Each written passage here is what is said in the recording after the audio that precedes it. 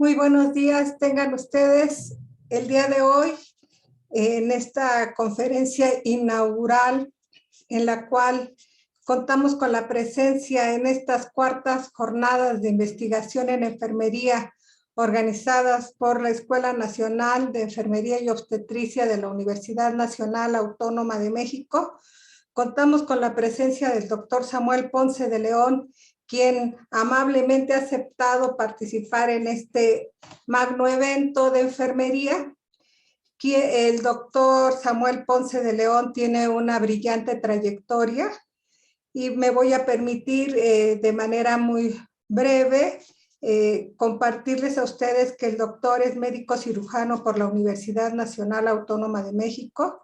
Él realizó su residencia en el Instituto Nacional de Ciencias Médicas y de la Nutrición, Salvador Subirán.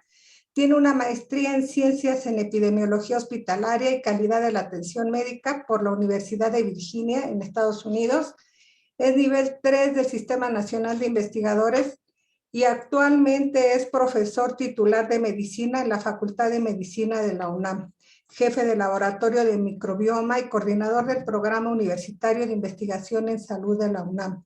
Asimismo, es coordinador de la Red del Plan Universitario de Control de Resistencia Antimicrobiana y coordinador de la Comisión de Respuesta a la Pandemia COVID-19 de la UNAM. Es miembro del Seminario de Cultura Mexicana del Consejo Editorial de Salud Pública de México, del Pediatric Infectious Disease Open Access, National Geographic en español. Publicó la novela Care Dime, editada por Difusión Cultural de la UNAM en 2009.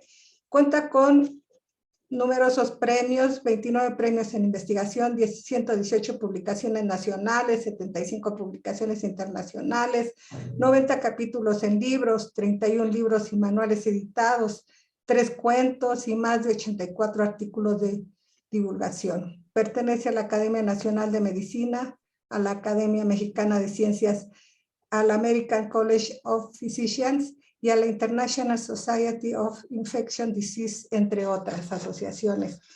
Doctor Samuel Ponce de León, le agradecemos infinitamente que nos comparta sus conocimientos en esta ponencia que realmente al titularla usted mismo, SARS-CoV-2 COVID-19, la pandemia en remisión, escenario al final de la batalla, infecciones y evolución.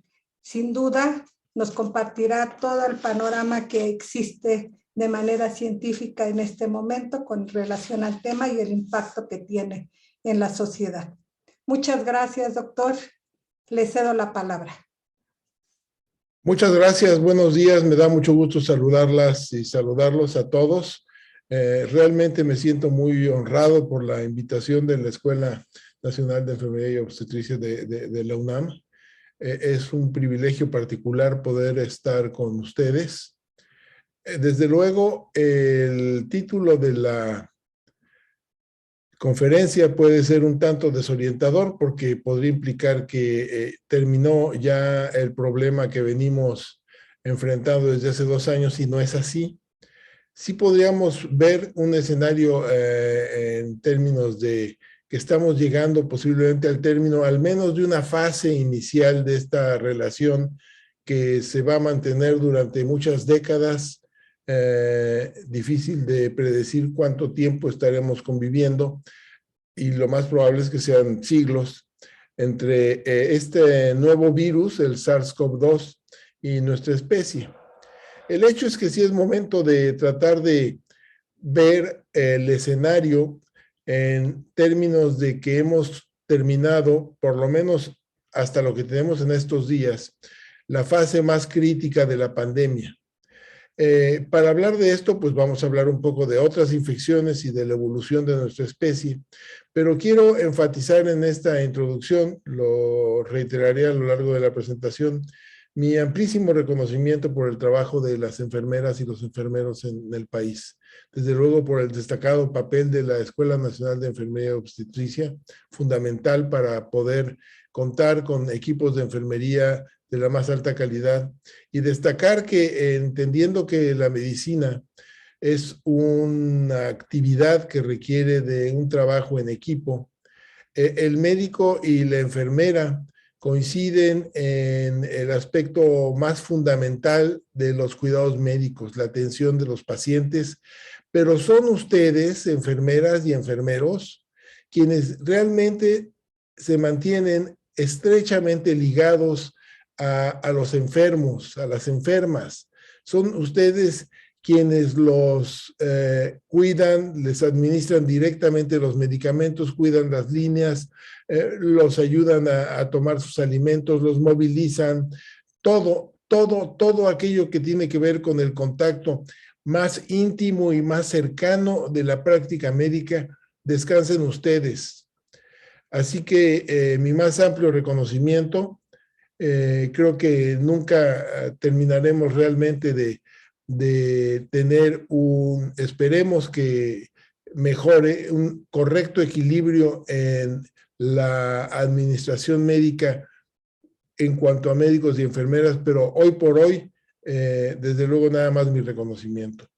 Y déjenme entonces avanzar en esta presentación, en donde trataré de revisar algunos aspectos históricos, pero quiero empezar citando a un poeta que quizás muchos de ustedes conozcan, el peruano César Vallejo, quien precisamente en 1918, como pueden ver ahí en el libro que se muestra del lado derecho, se edita Los Heraldos Negros, un poema, y enfatizo la fecha porque fue en 1918 y 19 cuando ocurrió la gran pandemia de influenza hace poco más de 100 años.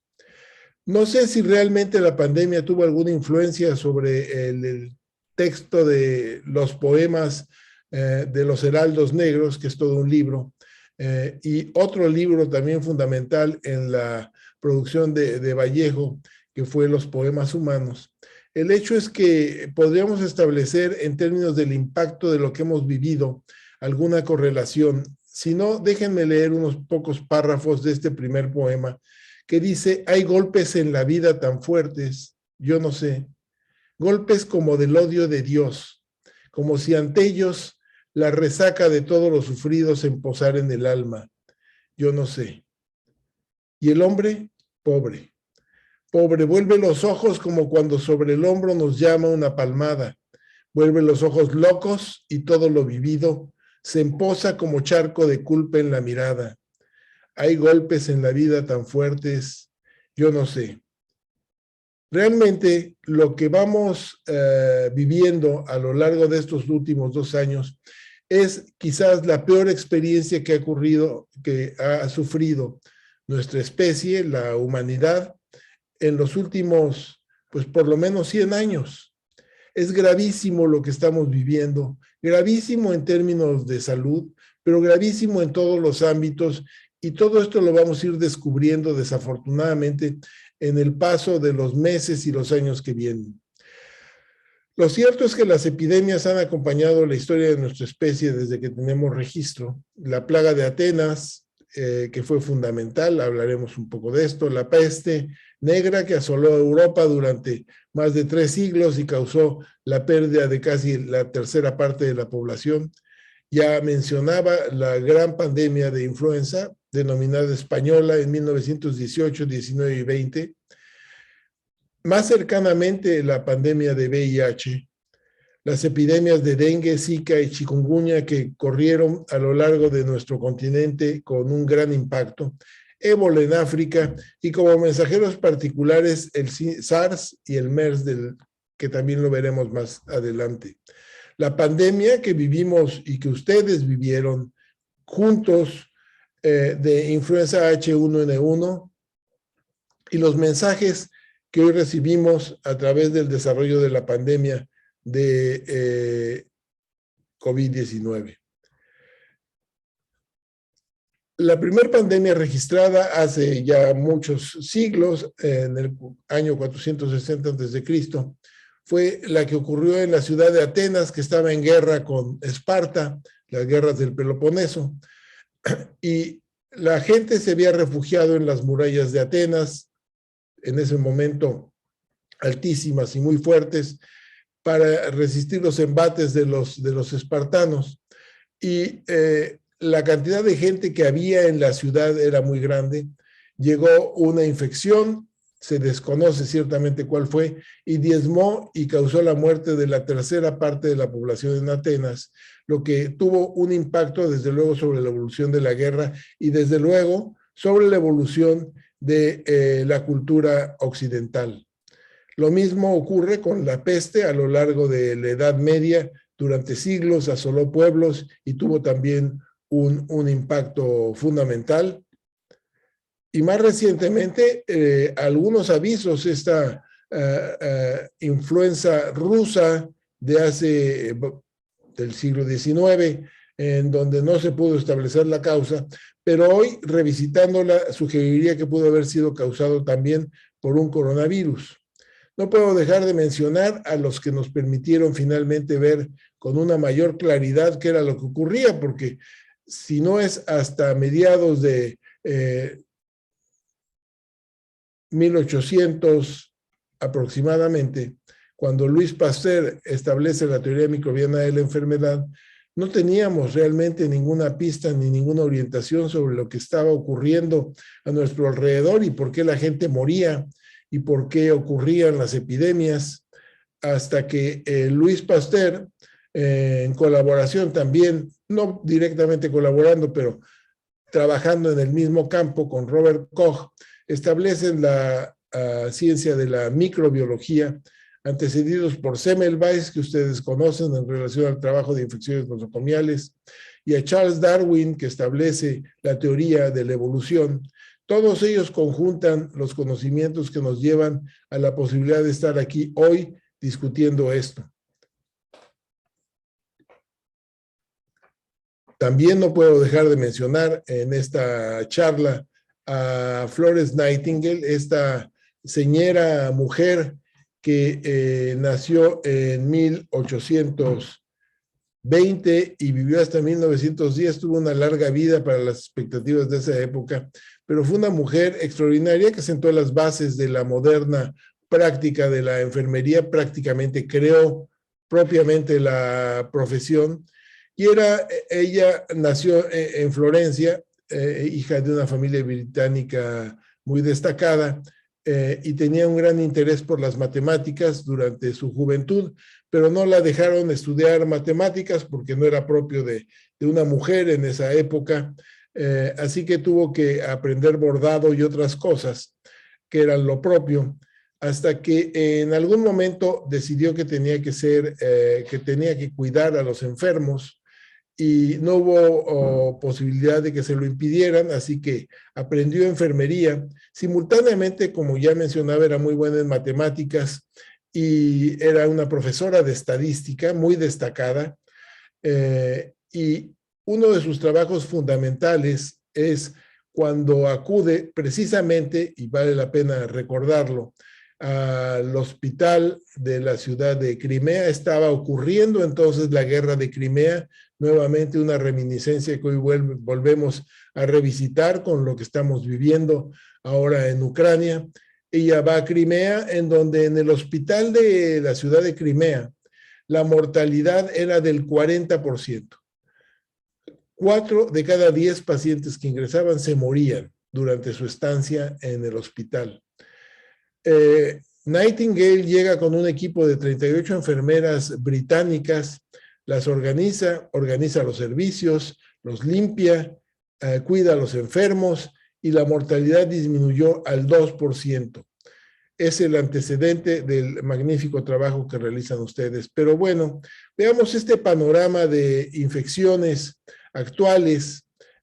Estos son solo las epidemias, algunas de las epidemias más destacadas que han ocurrido a lo largo de este siglo, precisamente, el siglo XXI. Y tenemos como primer antecedente y noticia el síndrome de insuficiencia respiratoria aguda que ocurrió en 2002-2003, originado en China. Y de ahí venimos repasando las que ya mencionaba, la influencia de H1N1 que tuvimos aquí en 2009, hasta llegar al síndrome respiratorio del Medio Oeste como otro aviso nuevamente de coronavirus, y un poco, desde luego, tenemos que preguntarnos a qué obedece este incremento aparente en el número de epidemias. Y desde luego hay que tratar de entender el mensaje. El crecimiento humano establece desde luego nuevas interacciones, cambios ambientales, resultado del crecimiento en temperatura, humedad, deforestación, modifican los equilibrios ecológicos, el desarrollo y las conductas sociales multiplican los contactos, la densidad de la población y su movilidad crea nuevas rutas de transmisión de patógenos, y todo esto se da en donde las prioridades del Estado se distorsionan en función exclusivamente de la economía y de la inversión, sin poner atención a la seguridad. Hoy lo vemos con muchos de los desarrollos internacionales y también los nacionales. Tenemos entonces un mundo cada vez más pequeño, cada vez más caliente y cada vez más poblado, con una circulación explosiva de humanos y animales. Esta transportación ha ocasionado un salto cuántico en la movilidad de vectores y patógenos, y la actividad productiva es la máxima prioridad. Se arrasan bosques y selvas, se contaminan ríos, se producen autos, se fabrica gasolina tóxica, no tenemos planeación, no hay armonía urbana, se engordan los animales y se crecen extendidamente frutas y granos utilizando antibióticos que son críticos para la salud. Tenemos un problema en relación a nuestro desarrollo. Y tenemos los mensajes que recibimos de cómo van ocurriendo consecuencias de este crecimiento desordenado, precisamente en este tipo de infecciones. Ya hablaba del SARS-CoV-2, en 2002 a 2003, se originó en China, conocemos muy bien la historia, hubo más de 8,000 casos, con una mortalidad de alrededor del 14-15%. Se estableció cuál era el origen, cuál era la transmisión, se extendió a varios continentes y de alguna manera, en respuesta a medidas de contención básicamente hospitalarias, desapareció la transmisión de SARS-CoV-1. 10 años después apareció el MERS, que es otro coronavirus originario en Arabia Saudita, causó casi 2,500 infecciones, con una mortalidad del 25%, un coronavirus con esta mortalidad. Y estos, insisto, son mensajes que tendríamos que seguir tratándonos de explicar de una mejor manera para poder tener,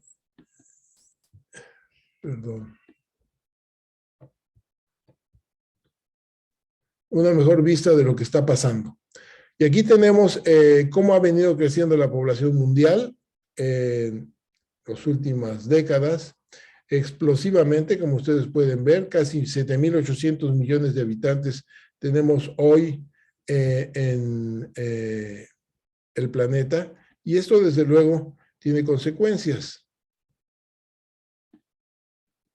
Déjenme ver porque aquí ya me atoré.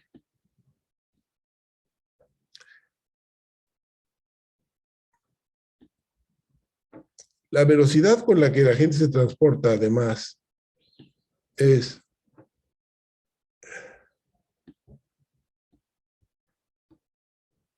perdón tantito.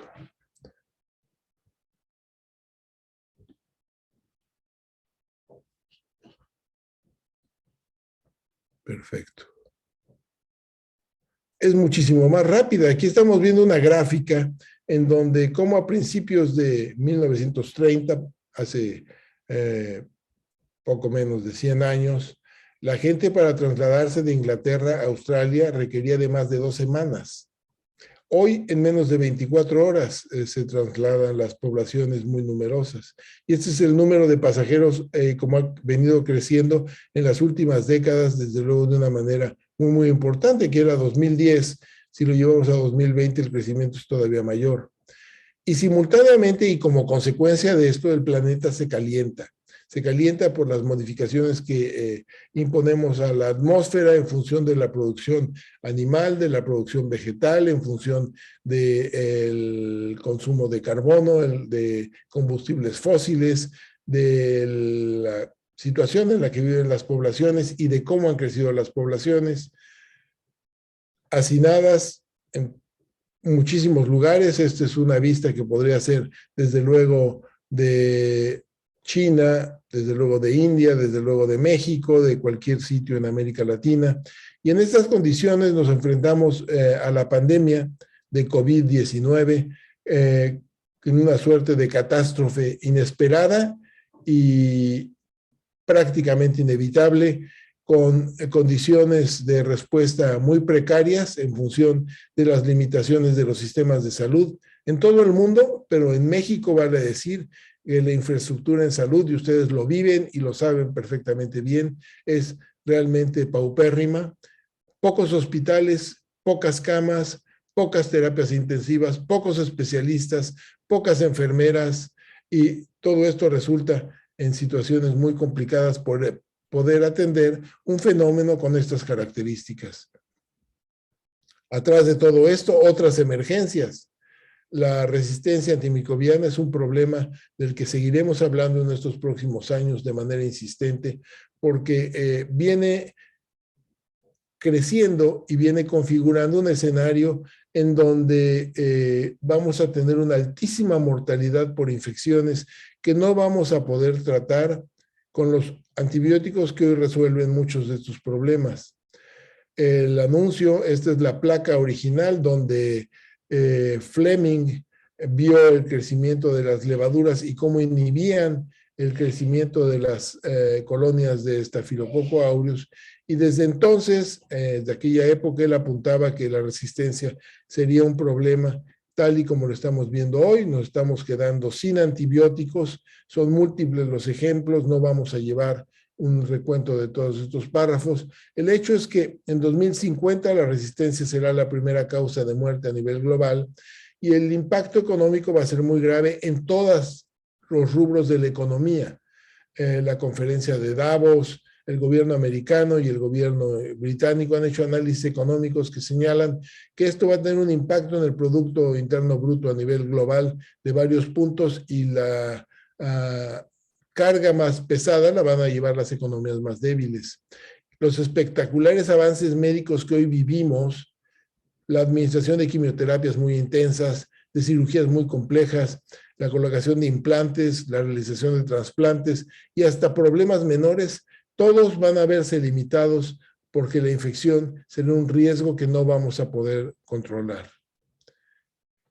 Y así llegamos al escenario de COVID-19, en donde pues esta pequeña partícula con características que hoy conocemos muy bien se expresa con estas espículas de glicoproteína, y es lo que le permite unirse a los receptores de algunas células, principalmente en el tracto respiratorio, pero hoy sabemos que también es a todo lo largo de nuestros órganos y sistemas que se une el virus y tiene efectos en todos estos sitios.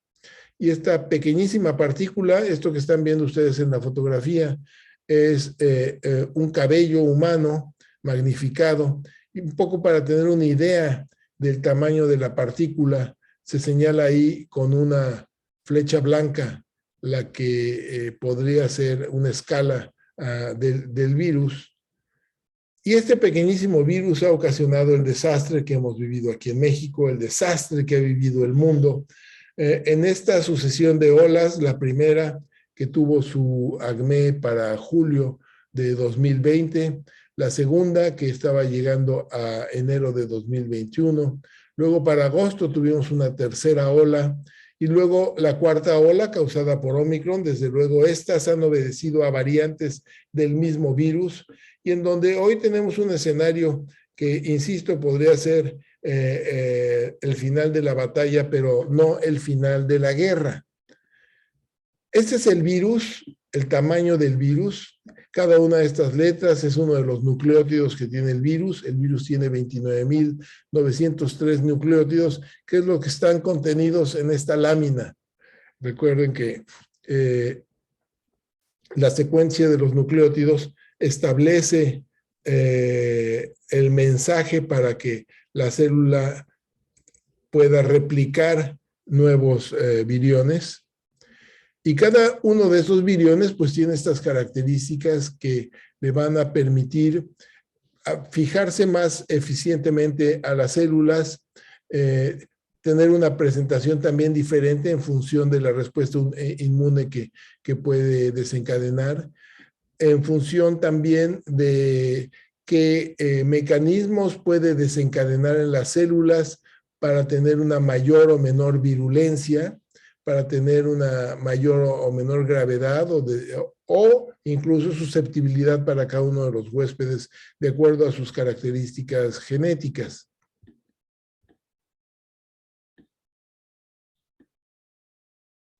Y este virus, conforme va replicándose cada una de las partículas virales, pues va en ocasiones equivocándose. Tiene un sistema que hace una corrección, pero no es infalible.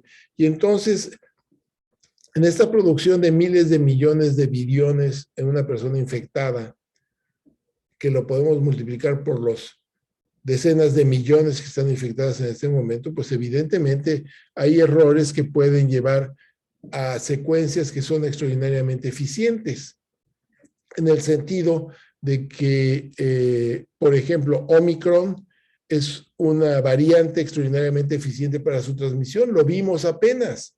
Todo el mundo tuvimos conocidos o nosotros mismos nos infectamos de una manera muy fácil con Omicron. Y estas variantes pueden ir adquiriendo estas características de una manera continua e ir sustituyendo a las otras cepas para las que ya se había establecido una suerte de relación y habíamos desarrollado una inmunidad específica efectiva. El hecho es que, bueno, hoy tenemos Omicron, no sabemos qué es lo que vamos a tener para el futuro.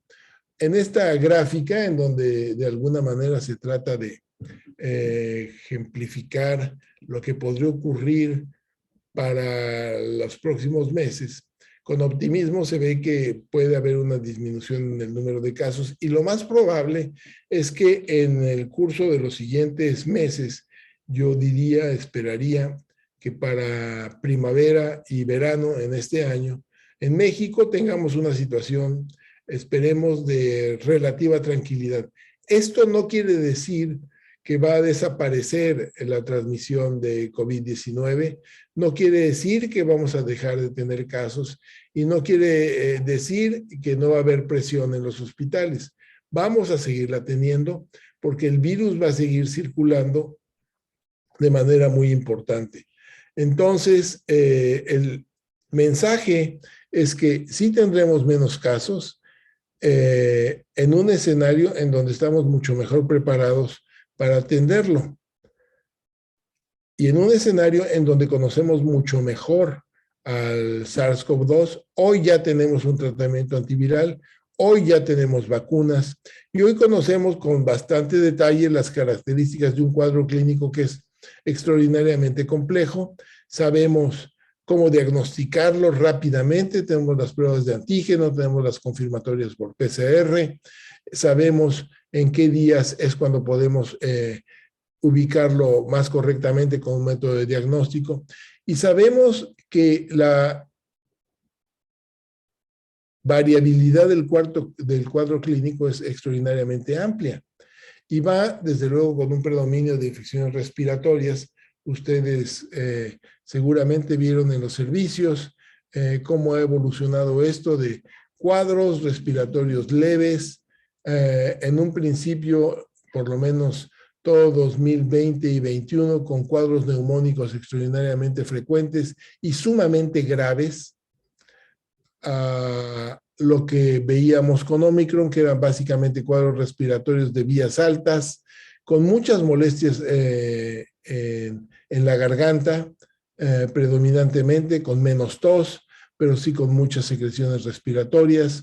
Y todo esto se acompaña además de otros síntomas generales, que son fatiga, cansancio, un desgano por realizar actividades, debilidad muscular, dolores articulares, una persistencia de las molestias respiratorias en una alta proporción de los pacientes, desde luego también alteraciones mentales que pueden llegar a ser muy significativas, enfermedad cardiovascular, también ya bastante bien identificada, el riesgo de tromboembolias, también lo conocemos bien y también sabemos cómo establecer intervenciones terapéuticas para tratar de manejarlo más correctamente, enfermedad renal y hasta pérdida de pelo, por no decir una gran variedad de manifestaciones dermatológicas. Y vale la pena destacar, porque será parte fundamental de la actividad que ustedes vayan realizando en los siguientes meses o sigamos realizando en los siguientes meses y años, que vamos a tener que ver una población de pacientes que van a tener lo que se llama hoy COVID crónico o post-COVID o COVID largo, que podamos establecer alguna diferencia entre cada una de esas entidades, pero en general van a ser secuelas de COVID que pueden tener una duración de algunas semanas, algunos meses, incluso seguramente algunos años. Esto lo vamos a ir reconociendo conforme siga transcurriendo el tiempo y vayamos tratando de ubicar correctamente a las poblaciones que tienen manifestaciones clínicas. Pero imagínense que si se infecta asintomáticamente aproximadamente la tercera parte de la población en el mundo y un 10% desarrolla síntomas de COVID crónico, el impacto que vamos a tener sobre la carga de enfermedad en todos los sistemas de atención médica va a ser sumamente importante. Y pueden ser enfermos que requieran de una atención muy, muy intensa. Para hoy tenemos a nivel mundial, pues casi que es 500 millones de casos, con 6 millones de defunciones contabilizadas formalmente. Estos números a nivel global los podemos multiplicar por 10 y podemos tener 5,000 millones de casos con muchas más defunciones. Desde luego el número de defunciones es mucho más certero, no es tan variable como pueden ser los casos que dependen de que haya habido un método de diagnóstico. Y es el caso también para México con los millones de casos que hay en el país y el alto número de muertos, en donde se ha enfatizado mucho la gravedad de la mortalidad y yo sinceramente pienso que es muy poco útil tratar de decir que alguien es responsable de esto. Responsable es un sistema que no estaba preparado para esto, que no tenía la infraestructura suficiente, que no tenía el suficiente número de enfermeras generales, de enfermeras especialistas, en condiciones de trabajo adecuadas, de médicos, de especialistas, de técnicos de la salud, de instalaciones. El número de camas de terapia intensiva cuando empezamos la pandemia eran 3,000 camas de terapia intensiva, que no creo que todas fueran de terapia intensiva. Eran camas que quizás tenían ventilador, o era la cifra de ventiladores en el país. Hoy se incrementó a mucho más de 10,000, y necesitamos mantener estas capacidades, de otra manera vamos a volvernos a ver en problemas dentro de muy poco tiempo. El hecho es que en el proceso de salud y enfermedad tenemos que interpretar nuestra percepción de esta interacción entre los microorganismos y nosotros. Este universo microbiano y su evolución determinan riesgos en continuo cambio. Y es inapropiado seguir asumiendo una visión antropocentrista en el sentido de creer que los seres humanos somos únicos, somos divinos y estamos en el centro del universo.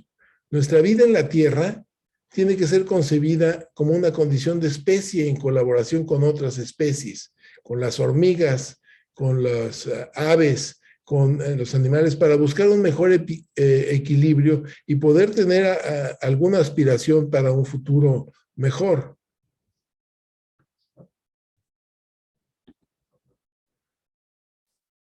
Para poder tener ese futuro tenemos que mantener una vigilancia continua de los virus posibles. Hay muchos programas que se echaron a andar en los últimos 12 años y desafortunadamente se restringieron los presupuestos, pero hay programas en marcha y que seguramente se van a reactivar a partir de ahora para vigilar nuevos virus y para vigilar el riesgo que pueden implicar estos virus.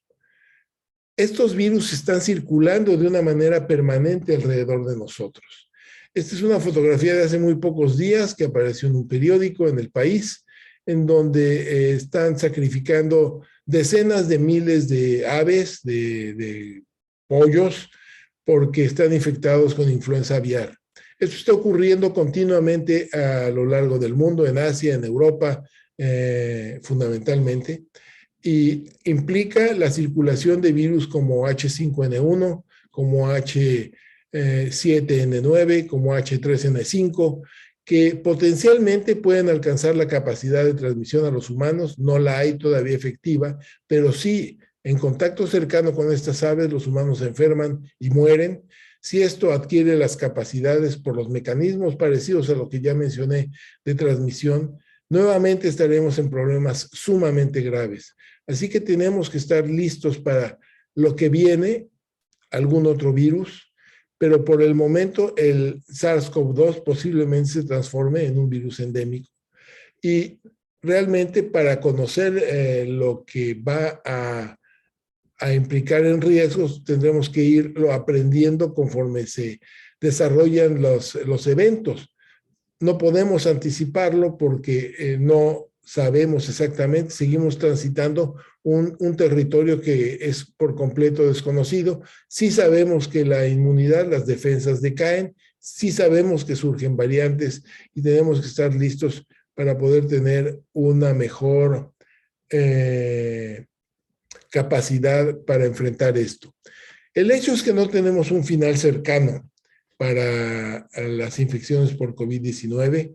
Ya señalaba que el horizonte es cada vez más complejo, porque además simultáneamente crece el problema de resistencia antimicrobiana, que a su vez se vio estimulado por la pandemia. Todos ustedes vieron las recetas que se administraban o los esquemas hospitalarios que se administraban para tratar a los pacientes que llegaban con infecciones respiratorias. Y a todos se les daba un antimicrobiano o dos antimicrobianos o tres antimicrobianos y un antiviral en combinaciones completamente injustificadas, con la intención de ayudarle al paciente, pero evidentemente sin el racional necesario para poder hacerlo. Y todo esto va a tener un impacto sobre la resistencia antimicrobiana. Así que el porvenir se vislumbra complicado y tenemos que tener claro que hay una serie de medidas que están aquí, que implementamos de manera novedosa para que se establezcan. El virus, desde luego, no vamos a dejar de verlo. Los cubrebocas, la mascarilla N95 para reusarlas. Tenemos que aprender a hacerlo correctamente en los hospitales, vacunarnos periódicamente. Va a tener que haber una vacunación obligatoria por sectores, y no solo para COVID, también para influenza. Tenemos que entender que esta vacunación es fundamental para nosotros y para nuestros pacientes. Tendremos que pensar en diseños hospitalarios y de áreas de atención a la salud abiertos, diferentes, con sistemas de ventilación y filtrado de aire.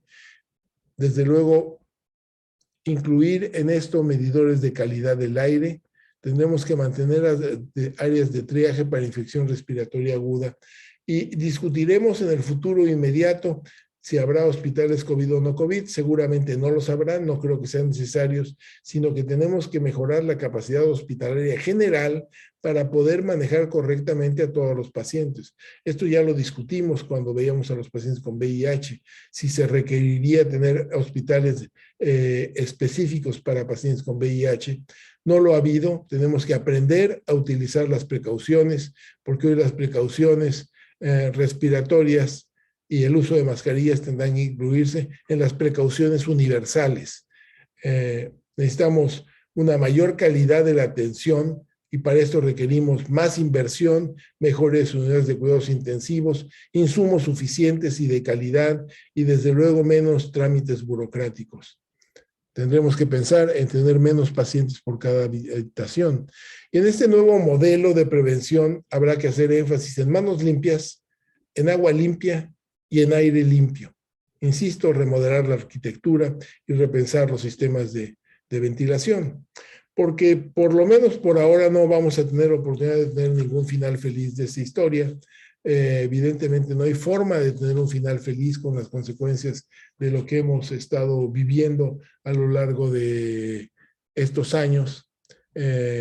A partir de fines de 2019, seguramente ustedes se acuerdan y piensen ahorita en qué estaban imaginándose cuando se preparaban para las celebraciones de Navidad y Año Nuevo en 2019. ¿Quién iba a tener en el escenario esta visión de lo que estamos hoy viviendo y que tenemos que tener claro que nos lleva atrás en nuestro desarrollo económico durante un gran impacto, que nos lleva atrás en nuestras capacidades de atención, se incrementa la carga de enfermedad de una manera muy importante para un sistema que es insuficiente. Y este análisis y este manejo de este nuevo virus endémico que viene evolucionando requerirá de que lo manejemos de alguna manera parecida al de la influenza, observando epidemias anuales y quizás con algunas otras pandemias. Tenemos que tener claro también que hay una serie de problemas paralelos como consecuencia y simultáneos. El impacto sobre la salud general a nivel global fue muy importante. Se ha medido en varios países la esperanza de vida que disminuyó de manera muy significativa y esto no ocurría desde hace muchas décadas. El exceso de mortalidad en relación a COVID, una es la mortalidad directa por COVID y otra es el exceso de mortalidad, es muy alto en la mayor parte de los países. Tenemos lo que va a representar el post-COVID y tenemos simultáneamente la resurgencia de enfermedades que estaban en equilibrio, digamos, de alguna manera. No lo era, pero sobrevivíamos con algunas situaciones particulares. Doctor, nos faltan 4 minutos.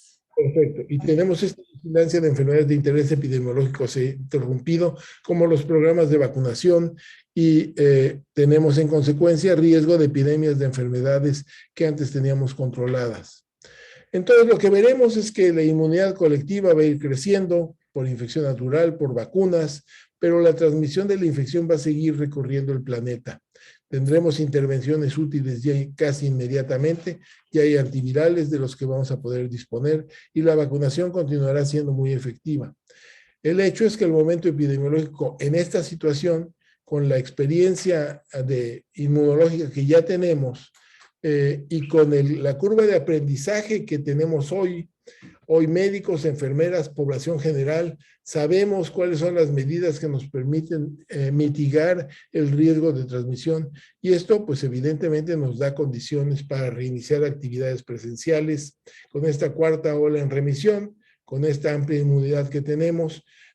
No sabemos qué va a ocurrir para otoño e invierno, ya lo veremos, pero tenemos que estar listos asumiendo esta nueva normalidad de prevención, básicamente.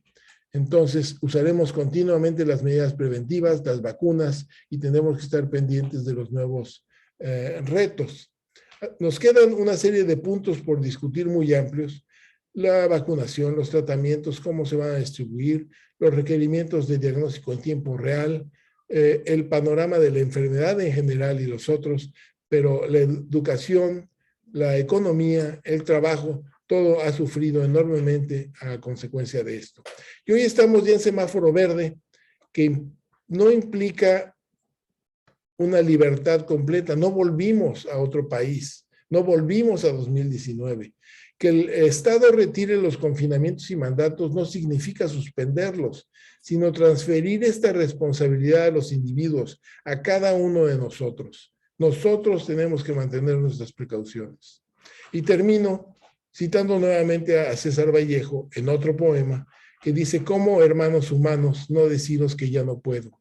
Y ya no puedo con tanto cajón, tanto minuto, tanta lagartija y tanta inversión, tanto lejos y tanta sed de sed. Señor ministro de Salud, ¿qué hacer? Ah, desgraciadamente, hombres humanos, hay hermanos, muchísimo que hacer. Y ustedes, enfermeras, enfermeros, lo hacen muy bien. Felicidades. Muchas gracias.